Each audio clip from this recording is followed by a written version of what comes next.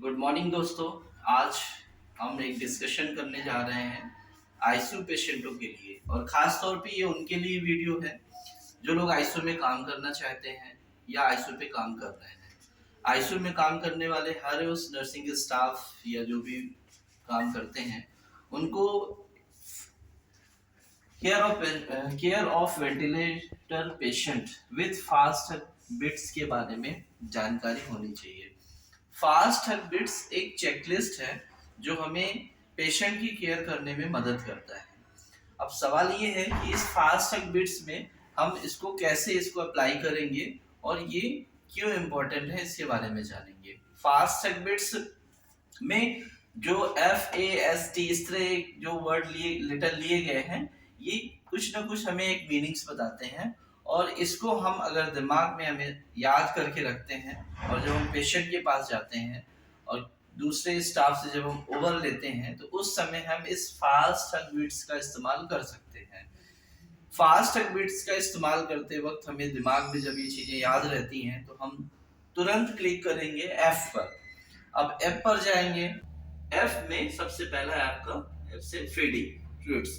अब पेशेंट को जब आपने ओवर लिया और पेशेंट के पास आप गए तो आपको F से फीडिंग जब आपके दिमाग में आया कि हमारा फास्ट एक्टिविटीज में F है तो F में फीडिंग पर फोकस करते हैं कि पेशेंट को एडिक्वेट फीडिंग चल रही है या नहीं चल रही है। पेशेंट हमारा फीडिंग ट्यूब राइस ट्यूब डली हुई है तो उसको प्रॉपर फीडिंग जा रही है नहीं जा रही है। ए एनाल्जेसिक।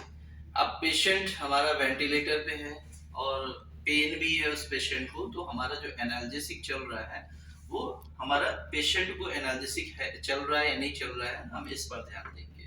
ठीक है, क्योंकि पेन को हमें सब साइड रखना है। पेन जितना पेशेंट को होगा उतने ही उसके वाइटल्स में चेंजेस आते हैं। तो जब भी हम आईसीयू में काम कर रहे हैं हमारा हमेशा अटेंशन होना चाहिए पेशेंट की पेन की तरफ कि उसको पेन ज्यादा ना होने पाए। अगर एडवाइस नहीं है, उसको पेन हो रहा है, तो हमें डॉक्टर से बोल करके पेन के लिए एनाल्जेसिक एडवाइस करवाना चाहिए। ठीक है।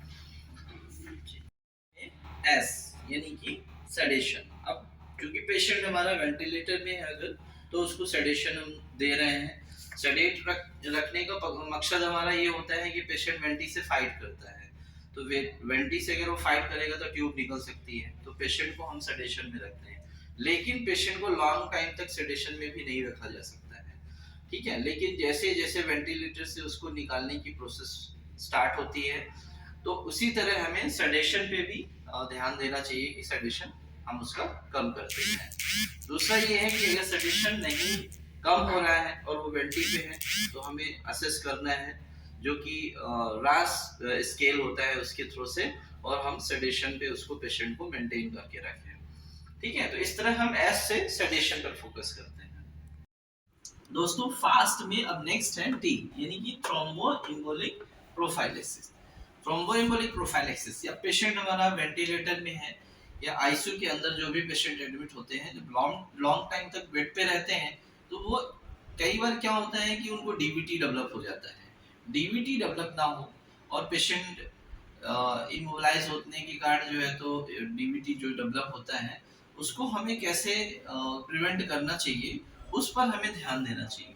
तो उसके लिए है कि या तो low molecular heparin heparin advice रहता है डॉक्टर्स के द्वारा, या फिर जो है तो एंटीकोगुलेंट्स कोई ड्रग चल रही हो, या फिर एक और तरीका होता है जो डीवीटी पंप अगर हम पेशेंट को लगा के रखते हैं तो उससे भी जो है तो डीवीटी से हम उसको प्रिवेंट। तो दोस्तों फास्ट के बाद आता है हमारा हग्स।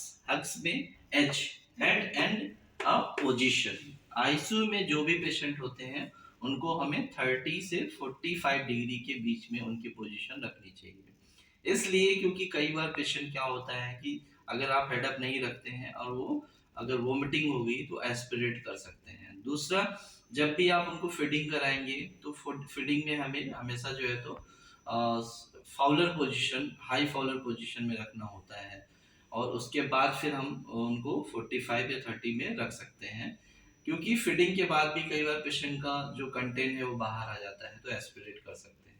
तो जब भी आईसीयू में हम अपने पेशेंटों को रखते हैं तो हेड एंड अप पोजीशन 30 से 45 डिग्री के बीच में रखना चाहिए। ओके। अब नेक्स्ट है हमारा हग्स में यू। यू में हम अल्सर प्रोफाइलेक्सिस। अब पेशेंट जब भी आईसीयू में एडमिट होंगे, टेंशन में रहेंगे, उन्हें एंजाइटी होती है, उसकी वजह से जो है तो एचसीएल का सिक्रेशन, और दूसरा एनबीएम में रहेंगे, प्रॉपर जैसी डाइट हम घर में लेते हैं उस तरह नहीं ले सकते हैं, तो उनको अल्सर होने के चांसेस ज्यादा रहते हैं। क्योंकि स्टमक अल्सर या इंटेस्टाइन अल्सर ना होने पाए, उसको हमें प्रिवेंट करने के लिए हमेशा जो है तो कोई ना कोई एंटी एसिड ड्रग्स या एसिड सिक्रेशन ना हो, कम से कम हो, प्रोटॉन पंप इनहिबिटर, इस तरह की ड्रग्स हमेशा दी जाती हैं। तो हमारा फोकस होना चाहिए कि पेशेंट को अल्सर ना हो, ऐसी कोई ड्रग चल रही है या नहीं चल रही है। ठीक है। नेक्स्ट है हमारा हग्स में जी, ग्लाइसेमिक कंट्रोल। ग्लाइसेमिक कंट्रोल से का रिलेशन है कि पेशेंट जो भी आते हैं, हो सकता है वो तो डायबिटिक हो सकते हैं या नॉन डायबिटिक भी हो सकते हैं। अगर पेशेंट आपका डायबिटिक है तो उस पेशेंट को हमें जो है तो कम से कम 24 घंटे में 3 बार जो है तो उसका शुगर चेक करना चाहिए। फिर शुगर चेक करने के बाद अगर उसका शुगर बढ़ के आ रहा है तो स्लाइडिंग स्केल के अकॉर्डिंग जो है तो हमें उसे इंसुलिन स्टार्ट करना चाहिए एज पर डॉक्टर एडवाइस। दूसरा, अगर उसको पेशेंट को डायबिटीज नहीं है तो हमें अर्ली मॉर्निंग यानी सुबह एक जो है तो फास्टिंग शुगर जरूर टेस्ट करना चाहिए।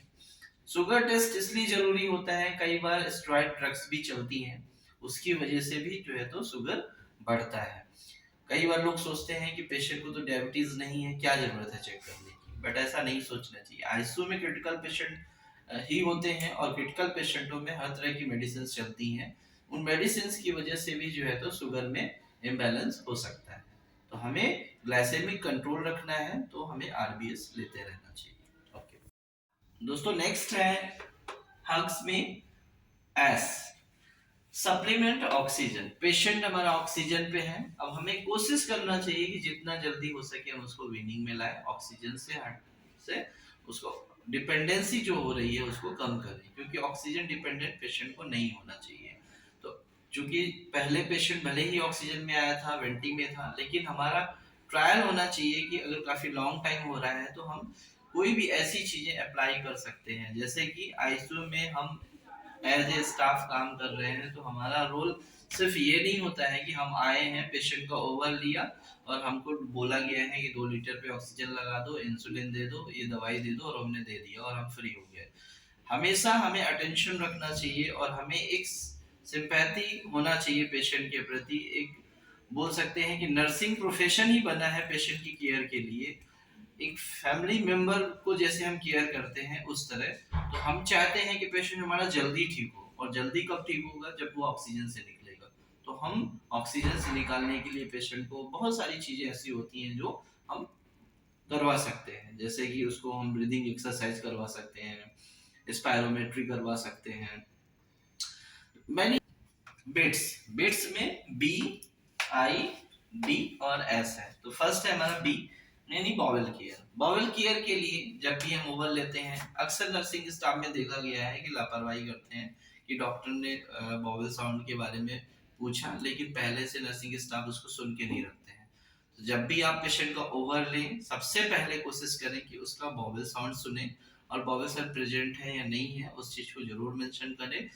अगर पेशेंट को डायरिया हो रहा है, अब बॉवेल केयर कैसे कर रहे हैं, मतलब अगर डायरिया हो रहा है तो हमें इलेक्ट्रोलाइट को मेंटेन करना है, तो इलेक्ट्रोलाइट जो भी फ्लूइड्स चलते हैं उनको हमें स्टार्ट करवाना है।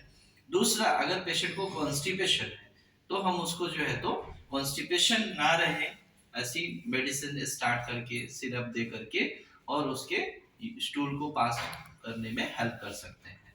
तो ये 2 चीजें बहुत इंपॉर्टेंट होती हैं बॉवेल केयर में, कि कॉन्स्टिपेशन अगर पेशेंट है तो कॉन्स्टिपेशन ना हो, जितना जल्दी हो सके उसका स्टूल पास हो सके, और अगर डायरिया हो रहा है तो उसको इलेक्ट्रोलाइट जो है तो मेंटेन रहे, क्योंकि इलेक्ट्रोलाइट सबसे इंपॉर्टेंट है। डायरिया में पेशेंट की जो डेथ होती है वो फ्लूइड लॉस होने की वजह से और इलेक्ट्रोलाइट लॉस होने की वजह से होती है। जनरली घर में भी हमारे किसी को अगर डायरिया हो रहा है तो हम उसे फ्लूइड, ओआरएस घोल वगैरह दे करके, इलेक्ट्रोलाइट मेंटेन करके उसकी जान बचा सकते हैं। ओके दोस्तों, नेक्स्ट है हमारा बिट्स में आई, इनड्वेलिंग कैथेटर। अब पेशेंट हमारा आईसीयू में एडमिट हुआ है तो ऑब्वियसली है उसको कैनुला लगेगा, कैथेटर लगेगा, सेंट्रल लाइन भी पड़ सकती है। सबको नहीं हो सकता, लेकिन सब में सबकी कंडीशंस अलग अलग हो सकती हैं। बट फिर भी अगर ये चीजें अप्लाई हो रही हैं तो हमें ये देखना है कि ये सब चीजों को प्रॉपर एसेप्टिक टेक्निक से क्लियर हम उसको क्लीन कर रहे हैं या नहीं कर रहे हैं, उसको प्रिवेंट करके रख रहे हैं या नहीं रख रहे हैं। ठीक है, जब जैसे कि सेंट्रल लाइन पड़ी हुई है तो हमें सेंट्रल लाइन की साइड को जहां से इंसर्ट किया गया है उसको हमेशा प्रिवेंट करके रखना चाहिए, ओपन नहीं रखना चाहिए, और कभी भी जो है तो बिना सर्जिकल ग्लव्स के उस प्लेस को टच नहीं करना चाहिए। कैनुला भी जब हम अप्लाई कैनुला में जब भी हम कोई भी प्रोसीजर करने जाते हैं, फ्लूइड लगा रहे हैं, तो जब भी ड्रिप अटैच करते हैं या इंजेक्शन दे रहे हैं तो हमें ध्यान रखना चाहिए कि सैनिटाइज होना चाहिए आपका हाथ, या ग्लव्स पहने होना चाहिए, क्योंकि यही दो ऐसी चीजें होती हैं जो हम पेशेंट को केयर करते वक्त जो है तो उसको इन्फेक्शन दे सकते हैं। तो इन्फेक्शन से प्रिवेंट करने के लिए, हॉस्पिटल एक्वायर्ड इन्फेक्शन से बचाने के लिए हमें जो है तो एसेप्टिक टेक्निक अप्लाई करना चाहिए।